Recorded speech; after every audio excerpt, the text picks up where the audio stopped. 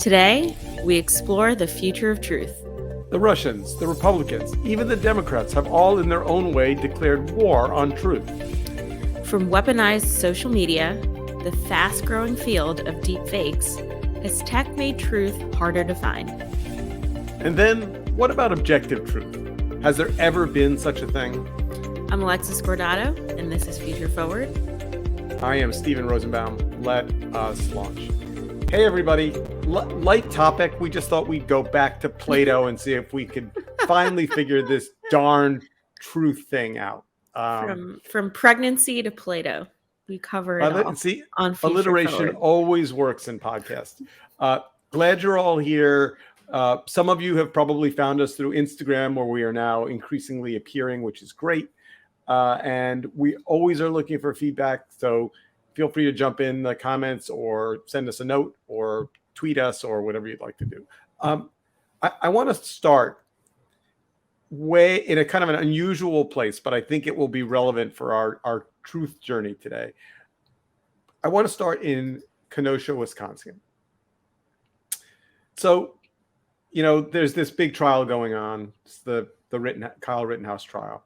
And we're not going to get into the trial itself or the evidence in the trial, except to say there was this fascinating moment last week when one of the prosecutors wanted to show a piece of video, and he took out his iPad and he was going to show this piece of video to the jury, and he used the pinch and zoom function on the iPad to zoom in on the video to show a particular portion of the video larger on his iPad. And the defense objected and said, you know, the iPad, when it zooms in, the AI goes and fills in some things and makes up some visual imagery that isn't necessarily real. And the judge agreed and allowed the objection and did not let the prosecutors zoom in on their iPad. Alexa, what do you make of that piece of technology? I mean, actually, I was not familiar with this story, and I'm just chuckling to myself because I can see why a judge would let it proceed. Not everyone is the most tech fluent. But really, when you zoom in on an Apple, it's going to distort the footage. Well, I mean, distort, yes, it'll make it blurrier. But I mean, a couple of things there. And again, Apple hasn't responded. A bunch of reporters have reached out to Apple to ask if that's true. But I think I can say with absolute confidence, at least at the moment, AI has nothing to do with the pinch zoom function. Right. On an Apple device. Yeah, that's what I'm thinking. I was like, oh, is it like a bokeh effect? And that's like that's where they're saying it's manipulating the image. But even then, the content of it, like the frame, it should still be the same, right? Yeah. But I think the point here in terms of our journey into truth for this morning's podcast is that people, you know, first of all, people know different things about tech. The judge knows, you know, perhaps less than you or I, and he actually mispronounced algorithm and called it something funny, and you know, but there is also this sense of unease that what we see may not necessarily be accurate, and you know, this has been true for a long time. I mean, if you go back to all of the controversies about models in fashion magazines that they put in Photoshop and then proceed to make them, you know, inhumanly thin and shaped weirdly. And, you know, the issues with, you know, O.J. Simpson's skin color on the cover of Time magazine, you know, certainly images have been manipulated, right? Right. Mm-hmm. So. And in a courtroom, eyewitness testimonies are often inaccurate. Yes. So you saying I was there and I saw him do that thing, while it seems quite like an absolute truth, turns out to be often dramatically inaccurate. But the reason why I think the Rittenhouse moment, as I think it's going to become known, is critical, is when you think about all the things that have been going on in the last 2 years, particularly with Black Lives Matter. All of the trials have had kind of at their heart some horrific piece of video. Right. Either the police dragging somebody out of a car and shooting them, or the police, and all of these body cams that police are now increasingly wearing and recording their every move, theoretically would make the world more just, more factual. I saw it. It was recorded. We have evidence. But you think it's having the opposite? I don't think it's I don't think it's the opposite. I think it's video becomes prevalent, and then video becomes manipulated. And we'll talk a little bit about kind of where that takes us in the next half hour or so. But I think people's lack of confidence that technology is an honest broker in any way, shape, or form potentially takes us to a really new and scary place. Mm-hmm. Having said that, before we get into Democrats and Republicans and Russians and all this stuff, let us go in a magical time machine, because I think it's worth saying out loud that this debate over truth and what is true and what is not true and what is objective truth it has been around a long time, and goes back without much effort to Plato. And I liked this particular piece of philosophy because, well, I liked a couple of things as I was poking around, because distinguishing between lies and truth and as this teacher says, and bullshit, I think is relevant. And maybe just by way of example, and Alexa, maybe, so Pam and I often will look at, we agree on many things, and we'll be in a store and we'll look at a pair of pants or a shirt, and she'll say, I really like this, this gray shirt. And I'll say, it's not gray, it's blue. And it is one of those places that we just do not agree on. There's a certain kind of gray blue hue that she sees as gray and I see as blue. Matt and I are the same way. I mean, he's like partially colorblind, so he recognizes that something that is red to me maybe looks more brown to him. So people, routinely say, well, there's certain things that are objective truths, like the sky is blue, unless you're colorblind, in which case the sky is green, and I think there are things that we can agree are true, right? I mean, gravity. Mm-hmm. And there's a funny line in a book that I've been reading about the debate over AI, and one of the thinkers says to another, if you don't believe in gravity, go to your 11th story balcony and jump off and see how you feel about it. But when you get much past gravity, what are the things we believe in? And I guess the question that I'm struggling with is, what has technology done to kind of broaden the gap and make things less obviously truthful? And is it as simple as just the volume of information that's coming at us? And I think the answer is no, it's more than that. Yeah. I mean, and speaking broadly, I mean, I feel like because it's easier to connect with people who think like you confirm your perception or beliefs through other people. Like, I'm thinking about like flat earthers.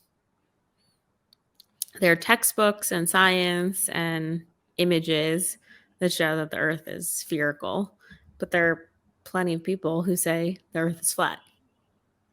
So here's the thing I wonder about flat earthers. I always wonder whether or not, like, secretly they're enjoying Like they're the trolling us. yeah. I think about that too. I mean, do they actually really know that? Haha, of course, the Earth is round. But if you say it among your liberal science-based friends, it will make them crazy. And so let's play that game. I have no idea, but it's an example of you might be a person. It's like, I don't know how the Earth could be round when I'm walking and the ground is flat, and then technology makes it easier for you to find people who confirm or share those same sentiments. And by the way, here's the problem with trying to make an argument for objective truth. You know, let's take COVID, for example. Masks are good, masks are bad, masks are unnecessary, masks make, you know, like part of what I think no one wants to say out loud is COVID happened, we knew nothing about it, then we knew a little bit, people turn to, you know, medical experts and the government and say, tell us what to do. You know, at that moment in time, the government says, don't wear 95 masks in the early days of the pandemic, because frankly, we need them for doctors and nurses. You know, then they gear up the manufacturing. There's more masks. They say, now wear masks. But if you're dipping in and out of this debate, there is never a moment where people say, we know what the disease is. We know how it's transmitted. We know what you need to do. Now there are some agreed upon and measurable and testable solutions that include medications and mask wearing and hand washing and a bunch of other things.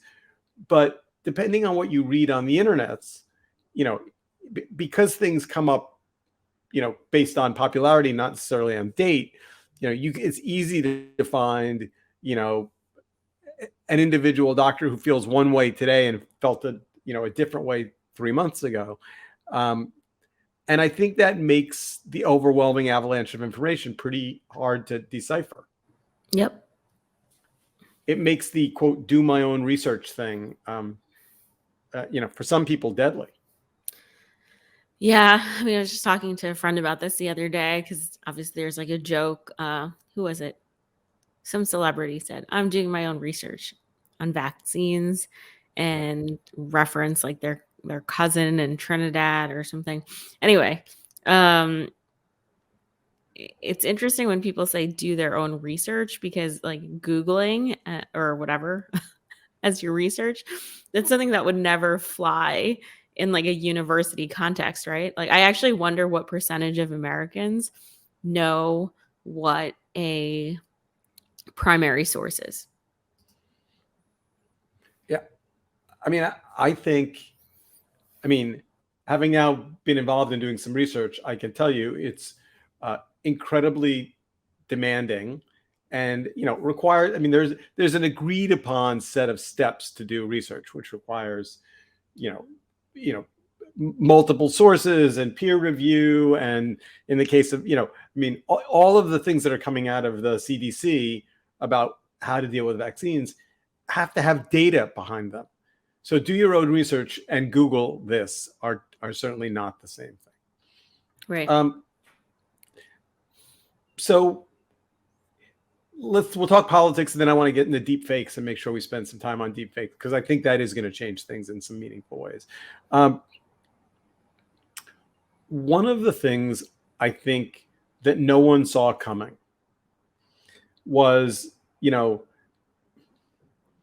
that political adversaries, certainly the Russians and to some extent the Republicans and probably latecomers to the battle, the Democrats and independents, you know, figured out that they could create these quote communities of, you know, the people of Kenosha who want to defend their city, and they could spin up these things that seemed angry and local, but were in fact often sock puppets, often just not real people, not local people, not people that had any history, not, you know, it makes it, what happens when Alexa finds herself in a room full of people that share her beliefs and opinions, and it turns out that lots of those people are not real. They're created to have a political output. Mm-hmm. Like plants. Yeah, I mean, it's kind of like in a comedy cellar, like it's a plant making a joke more or less funny. So I mean, I think, I mean, to me, and maybe we're jumping to my hope for some solutions, but one of them is just transparency about who's speaking to you and whether or not those people are robots or humans. So you're saying first line of defense, identifiable, like your identity is verifiable, like you're a real entity. And then the second is disclosure, like disclosing bias, affiliations, etc. Yes, but again, the problem there too, and this, I think, is in many ways the big battle over what's happening in social media, which is, you know, when I was writing for Forbes now a number of years ago, I found out very early on that anytime I wrote about Apple, I got a huge number of clicks. If I wrote something positive about Apple, I got a huge number of reads. If I wrote something negative about Apple, I got a lot of hate mail, a lot of nasty comments, but it hardly mattered. The internet trained me very quickly that writing things that were divisive about Apple did well in terms of a measure that at that point Forbes cared about. I think similarly, if you're sitting at Facebook, it's very hard to dial down controversial, kind of adversarial political comments because they do really well. I mean, I still think, there's a part of me after 4 years of Trump that is fairly addicted to internet rage. And I'm having to like dial that part of my internet behavior down and find new ways to participate back in the community, because so much of it was rage based for so long, which I'm not proud of, by the way, listeners. Sorry about that, but it is the truth. All right, so let's talk about maybe, Alexa, I'll ask you the question. Can you think of anything in your digital life that you at first thought was true and then turned out to be provably untrue? Ooh, that's a good question. I don't know if this is like a good example, but I mean, I feel like a lot of the posts, like let's say on Instagram, right? They give me a perception that someone's doing really well. They're thriving, they're happy, they're traveling, they're doing all of these things. And then like a few months later or something like that, I'll catch up with them and I'll find out that like they're going through a divorce or are like clinically depressed and lost their job and are having a really hard time. Yeah, no, there's definitely, kind of like the FOMO, like putting your best life or your fictitious best life out there. And there are people who have also like faked like work experiences, unfortunately, that I know of. Years ago, it wouldn't be funny today, but years ago, I had this idea. There were so many conferences I wanted to go to that I decided 1 year I wanted to just pretend to be at every conference. I'll be like, this week I'm at, XYZ, and it's amazing that you got to meet me in the coffee shop in the corner. Like I could literally spin up a fictitious journey of myself where I was everywhere cool. Yeah. And I've definitely been like catfished before, like in an online dating context, people who presented as one way and then like looked nothing like themselves in person. Yeah, that's creepy. That's like that. But I also think so. Like there's The Onion, which is clearly comedy and very funny, but also quite topical and relevant, and uses humor with kind of a sharp. But then there's another site, and the name is just slipping my mind. Maybe one of our listeners remembers it. It's a comedy site. It's like it's Gold something. I don't remember now what it's called, but it's like it's like a satire site, but it presents as real news.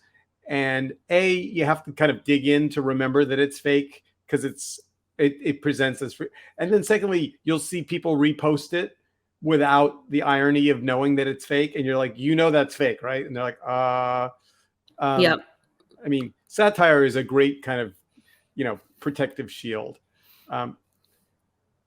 The other thing, and this may be so I think, much as I appreciate that Plato was struggling with this a long time ago, and that the idea of truth and facts has been a debate for as long as we can remember, or as we know, it does seem like something fundamental has changed. Now maybe people always feel that way about the world they're living in, but I would argue that technology has changed two things in a way that almost has no backwards pattern. The first thing is, deep fakes have gone from being kind of janky and not very serious, to almost compelling. If you're a famous person that has a lot of video about you already out on the internet, that the deepfake creator can use as a basis. But, it seems to me that, how long are we from a moment where I can take, Alexis Scordato and have you say, I've changed my mind. I believe Donald Trump is going to be our next president. I'm supporting him, and I hope you will too. And put that out in a way that people that are your friends will be shocked, but believe that you actually said those words. Like, are we I think 5 years away from that? You think we're there today?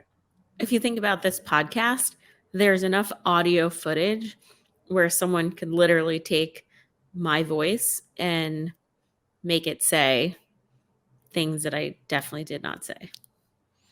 Don't do that, anyone, by the way. I don't think I think we're very close. By the way, one of our listeners, Chad Koppelman, is a friend, has pointed out that that one of the things that's changing is that people's unwillingness to comprehend scale.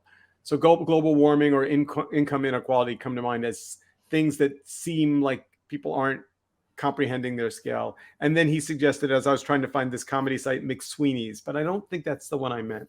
The one that I meant was a little bit more subversive than McSweeney's. I think I'll put it this way: certainly within 5 years, and maybe within 2. And part of it is you've got a kind of a confluence of things happening, right? There's more video of Alexa out in the world that the robots can scoop up and use. Secondly, if you think about your speaking right now, I'm looking at your face, like, the bulk of what's behind you is a wall. Your head and your hair are fairly static. The things around your shoulders are fairly static. I mean, really, the only thing that's changing when you speak is, that tiny little area around your mouth, and to some extent your facial expressions. So, that from a technologist standpoint, that's a solvable problem. And in fact, if anyone has looked at metahumans, metahumans are completely artificial humans that look, as far as I can tell, entirely believable. So all of a sudden, deep fakes come along, and anyone, if you think about where the phrase fake news has gone in 4 years, right? When Donald Trump started screaming it out 4.5 years ago, 5 years ago, it was like a cartoon character. No one was like, "What are you talking about?" And now, or even going back slightly earlier than that, to truthiness, right? Remember truthiness? Yep. But now people seem willing to be able to say, you have your truth and I have my truth, which is, really where we've ended up. And I think deepfakes are going to drive that wedge dramatically faster, and certainly in the next 24 to 36 months. And so this is just security.org, and they talk about truth decay, which is, a good spin of a phrase. But they say deepfakes 2.0 will herald the new era of truth decay. And by the way, we'll have this link in the show notes in case you want to read it on your own. I think that's probably right. I mean, the Seeing technology is is just getting so good. And if you look at the recreated footage in Star Wars, Princess Leia, if you look at Mark Hamill, if you look at the Tom Cruise thing on TikTok, if you look at just how video footage was cut of Nancy Pelosi, they're like very recent examples of this technology uh, influencing people. so. Do we think that objective truth has been disproven, or do we think that it's just less believable now? I mean, the number, as we were starting out the podcast, I said, the sky is blue or the sky isn't blue, gravity is real. It's hard to think of a bunch of things that you and I can agree are objectively truthful with no room for debate, and there used to be more. Yeah, but I mean, I think what we don't have are really good working definitions of what defines objective truth and how to get there. Like, objective truth has to be universally acceptable. And so if we're just going to start from the place of, you know what, people have too much information, they're, exposed to too much fake content that you're never going to get universal acceptance, then okay, there's no debate here. But I mean, I do think that it is admirable for people to try to pursue objective truth. I mean, scientists have to do this all the time. Right, but there's a process, and it's slower and more ponderous than the internet seems to be willing to accept. And I think that's that knowledge gap and has to actually be taught at scale. So here's a puzzle that I'm thinking about a lot. If artificial intelligence needs data to make judgments, whether it's about weather or stock market trends, or which universities have better GPAs than others, whatever that is, you have to feed into the AI data.